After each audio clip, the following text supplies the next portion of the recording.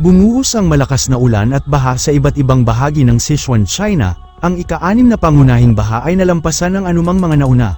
Noong unang bahagi ng umaga ng ika-20 ng Hulyo, ang malakas na ulan ay nagdulot ng biglaang pagbaha sa Xinhua Village, Yan, Sichuan, China. Ang sakuna ay nakagambala sa mga komunikasyon, kalsada, at tulay. Iniulat ng mga opisyal na 10 katao ang namatay, 29 ang nawawala, at mahigit 40 bahay ang nasira. Inilarawan nito ng mga taga-nayon na parang isang lindol ay tumama na may mga pagguho ng lupa at mga tahanan sa tabi ng ilog ay tinangay, na walang naiwan. Natutulog pa ang ilang mga taga-nayon bandang 2:30 AM nang tumama ang baha, na tinangay sila. Ang baha ay nagdulot ng malawak na pinsala sa mga bahay, bukirin, kalsada, at mga pasilidad ng kuryente. Sinisi ng maraming tao sa online ang mga awtoridad sa hindi pagbibigay ng babala tungkol sa baha, na pinaniniwalaan nilang sanhi ng sakuna. Isang matanda ang nawalan ng 4 na miyembro ng pamilya sa baha, at ngayon ay naiwan silang mag-isa. Si Zhang Chenggu, isang taga-nayon mula sa Xinhua, ay nagsabi na ang baha ay nagdulot ng mudslide na bumaybay ng ilang kilometro. Nawasak ang kanyang lumang bahay, at nawawala ang 7 miyembro ng pamilya, kasama ang kanyang tiyahin at mga pinsan. Isang tao ang nagkomento sa online na ang buong pamilya at bahay ng kanilang mga kaklase ay tinangay, na inilarawan ito bilang tunay na trahedya.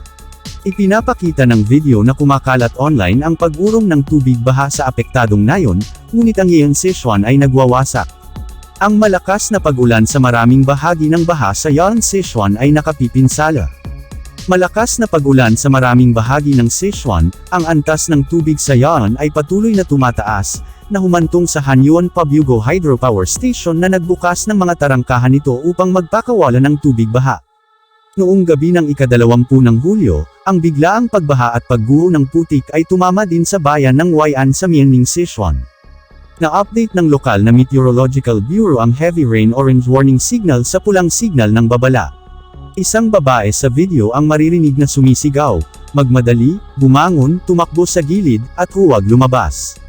Ang malakas na ulan ay nagdulot ng pagguho ng putik, pagbagsak ng mga puno, pagwawalis ng mga motorsiklo, at pagsira sa mga tulay. Ang mga lokal na tao ay nagkomento na maraming mga greenhouse ng gulay sa Mayaing ang nawasak, at maraming mga bahay din ang naanod.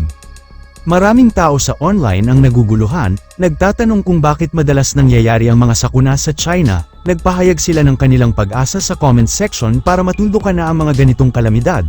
Noong ika-21 ng Hulyo, muling tumama ang malakas na ulan sa Zhejiang, Sichuan na sinamahan ng mga bagyo at malakas na hangin. In update ng Zhejiang Meteorological Observatory ang heavy rain orange signal sa pulang signal noong ika-20 ng Hulyo. Dahil sa malakas na pag-ulan sa itaas ng Agos at maraming lugar na naglalabas ng tubig baha, ang antas ng tubig sa Sichiku, Chongqing ay patuloy na tumataas. Sa Hubei, ang malakas na pag-ulan na sinamahan ng mga paglabas ng baha ay nagpapataas ng antas ng tubig ng Yangtze River sa Wuhan. Tingnan ang Hankou pagkatapos tumaas ang level ng tubig. Samantala, sa Henan, laganap na ang baha, na lumubog sa maraming lugar sa Kalunshuran. Ang mga lansangan sa Zhengzhou at iba pang mga lungsod ay sarado na. Maraming mga bayan sa Nanyang ang binaha ng ilang araw, nawasak ang mga bukirin, na nag-iiwan sa mga tao na malungkot at desperado. Ipinakita ng isang lokal na broadcaster na sa komunidad ng Yifeng ng Biang County, ang lahat ng storefront at ang unang palapag ng mga gusali ay binaha. Muling bumuhos ang malakas na ulan sa Zhengzhou, bulalas ng isang netizen, "Nandito na naman si Zhengzhou, nakakatakot talaga." Mula hapon ng ika-19 ng Hulyo hanggang madaling araw ng ika-20 ng Hulyo, bumuhos ang malakas na ulan sa Kaifeng, Henan. Ang pag-ulan ay hindi lamang malakas, ngunit napanatili din sa mahabang panahon, malapit sa makasaysayang kasukdulan, at sinamahan ng mga bagyo at malakas na hangin. Ang patuloy na malakas na pag-ulan ay nagdulot ng matinding waterlogging sa maraming bahagi ng lungsod, na nakaapekto sa mga kalsada at iba pang lugar. Bukod sa Henan, bumuhos din ang malakas na ulan sa Liaoning noong ika-20 ng Hulyo. Nakaranas ang Xinyang ng pagbuhos ng ulan na may kasamang mga pagkidlat pagkulog, na may mahigit 100 milimetro ng ulan na bumagsak sa loob ng 3 oras. Ang lungsod ay nahaharap sa matinding waterlogging kung saan maraming sasakyan ang lumubog at ang mga driver ay nakulong sa loob. Nabunot ang mga puno, na nagdulot ng karagdagang pinsala sa mga sasakyan.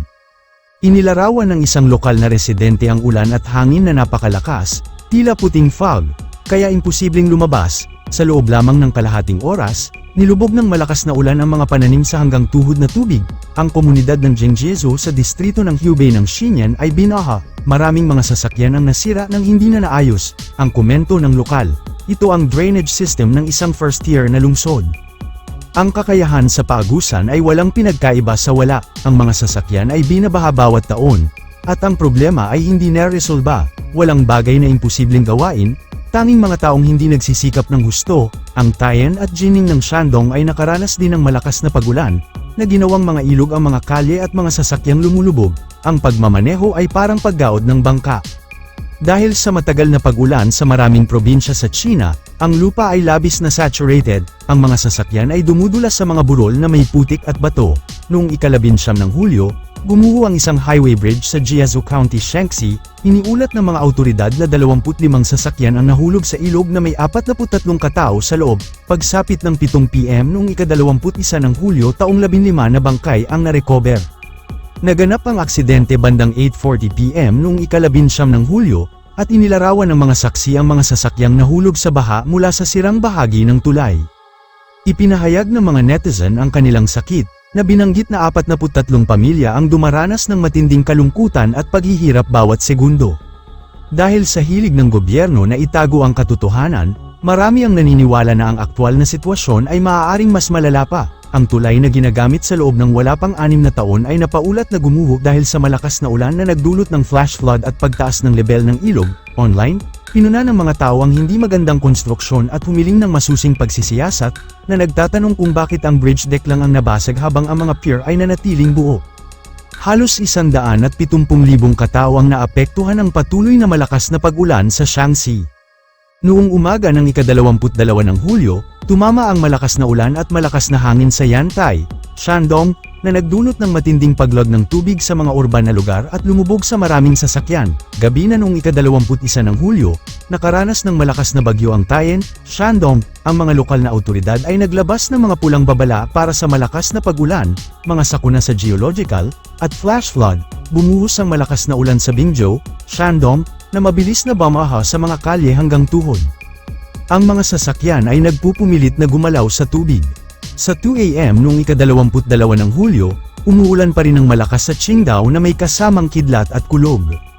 Isang malaking purple lightning bolt ang sinundan ng isang dumadagundong na dagandong.